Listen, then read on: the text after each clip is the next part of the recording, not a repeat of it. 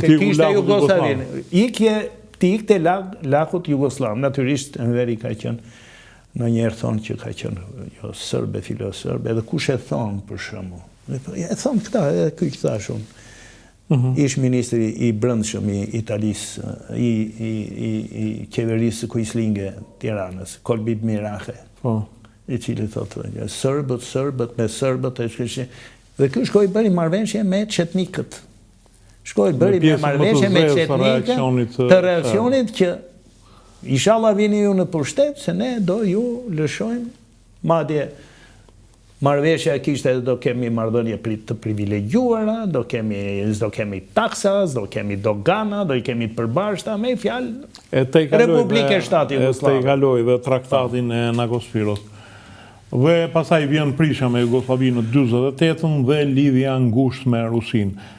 Ka një profesor, një lëvizje të Enver Hoxhës, me dhe cilën mund të thuhet që më tepër luftonte për pushtet personal se sa për një udhëheqës që luftonte për abdeun, për vendin.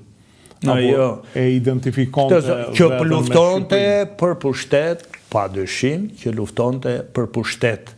Dhe duhet ditur në psikologjinë e diktatorëve, jo më ai që u bë diktator 40 vjet, por ne kemi këta të rinj që mas 2-3 vjetësh në pushtet, edhe fillojnë ju pëlqen vetja dhe nuk kanë besim te të tjerët.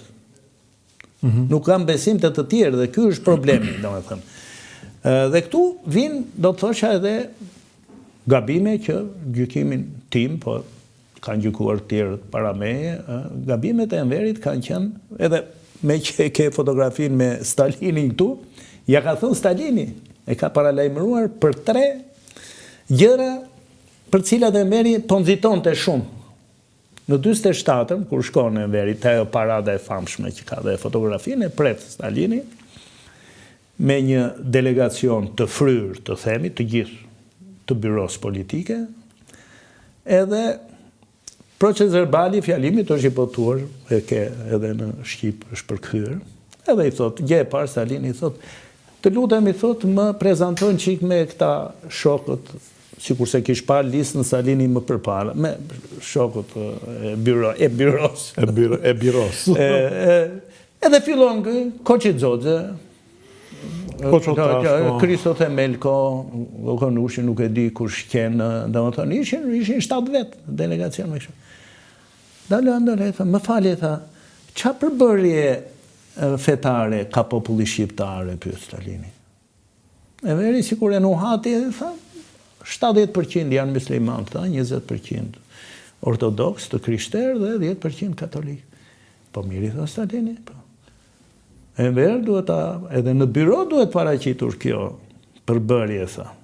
Në parti duhet paraqitur kjo, se populli shef. Kjo e para. E dyta, për problemet e luftës klasave. Që them edhe unë që e ka shkelur Enveri pa dyshim dhe këtu. Filloj të raportoj Enveri që ne tani kemi quar nxënësit tanë, studentët tanë në për demokracit, në Bashkimin Sovjetik, demokracit e tjera popullore, të cilët shumë shpejt do kthehen dhe do zvendësojmë me ta, do heqim ata që kemi trashëguar. Burokratë e vjetër, borgjezë, e kupton edhe do ashtu. Edhe Stalin shikoi, thotë, ata të vjetrit, tha, vërtet, tha, nuk janë komunistë si ne, tha, por ta janë patriotë, tha. Ata do ikin kur të mbushin moshën, tha, kur të ikin, nuk ka pse të nxitosh në këtë punë. Mësimi 2. I treti me ekonominë, kryesisht me bujqësinë. Se filloi Enveri natyrisht tregoi që përparimet që kishin filluar dhe projekti për të kaluar dhe ne në krijimin e kolkozeve. Kooperativave. Edhe këtu e tha Stalin, shikoj, tha, ty jeni vendi vogël, vendi varfër, thotë. Në punën e kolkozeve kemi bërë gabime ne të mëdha, sa nuk thuani, tha. Kështu që jo mos bëni gabime që kemi bërë ne. Prandaj tha, esni me ngadalë, mos u nxitoni. Këto 3 gjëra, po them janë 3 nga problemet në të cilat Enveri eci nxitimthi. Në luftë e klasave pa dyshim që ke një në kushtet kur në fundit. Do shta kundërshtarë politike luftës dytë botërore edhe mund të mirë kuptohet. Jo, ajo s'vjen dyshim gjanëm, sepse gjyqi kundër i 45-ës, kundër ishë Quisling-ve, janë dhe dokumentat, janë dhe raportet e anglo-amerikanëve që gjyqi, pavarësisht se gjyqtarët ishin pa shkolle, ishin këshu, por gjyqi që korrekt edhe për atë ston gjë. Problemi është më vonë pasaj. Për të mos thënë, kur kaloj mazite e 70 edhe ketë vetët. Të gjitha këto janë gjëra që duhen thelluar në kuptimin e studimit, se ne nuk dim akoma gjithë shka, se dhe këta kolegët që meren me këtë periud, me thënë të drejtën, në njerë dhe ata pajtojnë me këtë opinionin fare e si përfajshëm, kjo ka qenë diktator, ka qenë kriminal, edhe nuk ka një studim, po tani janë bërë sa fraksionuar. 20 vjetë që ka vdekur, tamam 20 vjetë. 20 vjetë që ka vdekur dhe 15 dokumente janë hapur dhe caq dhe të vërteta dhe duen thënë. Pastaj jemi në një periudhë shumë e shkurtër në fakt, po shumë intensive me sovjetikët, 28-60.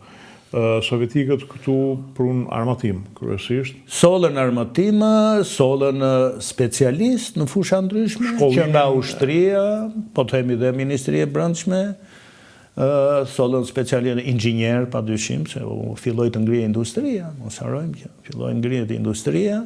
Industrinë tekstile, industrinë rafinerit. Rafinerit, do me thënë, industria e shfrytëzimit të burime. Ky që e një orientim i drejt, me që e kape këtë moment, i partisë punës në atë ko, që ta mbështeste zhvillimin e vendit në burimet e brendshme.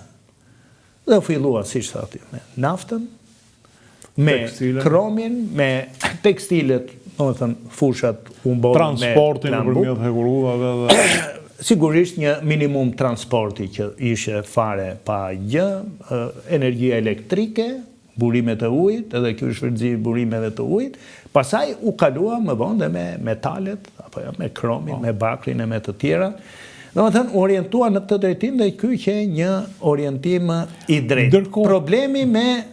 Patëm një luftë klasër, po ju a që rënduar edhe brënda që konferenca e Partisë së Tiranës në 56-ën, kemi dënimin e disa personazheve si Liri Gega në mos gaboj, dhe pastaj, por nuk kemi atë sëpatën e madhe të 73-74. Pra është më tepër një luftë për pushtete e cila nuk përfundon në gjakosje të mëdha. Shiko, ishte në sfond, nuk ishin sigurisht generalve, e kjo është grupi generalve, por në sfond ishin gjithmonë marrëdhëniet me Jugoslavi.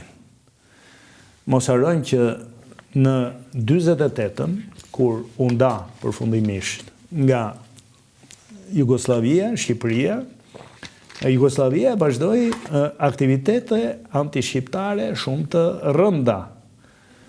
Dihen ato operacionet e dërgimit të diversantëve, mobilizimi tyre ku merrte pjesë drejt për drejti udhba jugoslave. Irakli Koçollari thotë janë rreth 1000 të vrarë, oficer, ushtar. Padyshim janë vrarë këtu, ka qenë një luftë tjetër ajo krahas luftës që bëhen kufit e jugut me provokacione dhe dy shtetë që luftë tamam, luftë midis dy shtetesh. Por ishte edhe kjo, dërgimi ku merrte pjesë CIA amerikane, shërbimet angleze, shërbimet italiane, shërbimet greke dhe shërbimet jugoslave. Dhe e bukura është që ai Mugosha që përmenda, që ishte tashmë ishte generali i udhbës jugoslave, stërviste pikërisht këta patriotët. Një ndër ta ishte dhe Kol Bibdoda, vllai i Kol Bib Mirakës. Kol Bib Mirakës. Po, vëllai i Mirakës, i ministrit, i cili nga Italia erdhi në Jugosllavi, u vendos në Beograd dhe pasaj u stërvitej në afër Prizrenit, se ishte i komiteti Prizrenit që krijuar, U stërvit aty nga Mungosha, general Mungosha, ai dhe të tjerë. Pra, shkuan, madje në këtë kohë ka dhe gjëra edhe që arrin edhe në komike, sepse me prishjen e Enverit me Titon, ju drejtuan gjithë Titos këta. Që nga Ernest Koliqi, e gjithë këta mirakajt edhe princi i Mirditës që ishte në Itali dhe i, që ti e shpresa jonë tani, ne jemi gati, bashkë me ty të luftojmë, të rrëzojmë regjimin, se pastaj midis Jugosllavisë dhe Shqipërisë marrëdhëniet do të jenë lule. E kupton, të gjithë ju kthyen Titos, komunistit Tito, domethënë, për të thënë demagogjia ku arrin deri. Dhe budallëku theme në njerë edhe ne shqiptarve që i përthithim të gjëra. Edhe epshi për pushtet, i pacak. Kurse kjo ka qenë, do me thënë, Enveri shifte me dyshim. Afrimi i Krushovit, mbas vdekjes Stalinit, me Titon, vizita e Krushovit në Beograd në vitin 1955, për cilat më kujtohet në organizatet e partisë u shpërnda